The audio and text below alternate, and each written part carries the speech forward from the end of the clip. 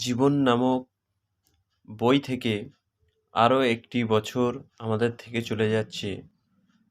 এই গত ১ বছরে বাংলা এবং বাঙালি কী পেল, কী পেল না, বাংলা কতটা খারাপ হলো, কতটা সাফল্য পেল, সবগুলোই আমাদের পর্যালোচনা করতে হবে। কয়েকজন ব্যক্তি যারা রাজনীতিতে যুক্ত না, তারা নিজস্ব তাদের পেশায় সুফল বা কর্মজীবনে তাদের সাফল্য অর্জন করেছে। তারা কেউ পরোক্ষ বা প্রত্যক্ষভাবে রাজনীতিতে যুক্ত না, কিন্তু তারা প্রতিনিয়ত বাংলার শাসক বা বাংলার সরকারকে সমালোচনা করতে গিয়ে বারবার বাংলা বা বাঙালিকে সমালোচনার মুখে ঠেলে দিয়েছেন। তারা তাদের কর্মজীবনে কতটা সাফল্য, কতটা ব্যর্থতা আমরা খুব সহজেই ভুলে গেছি।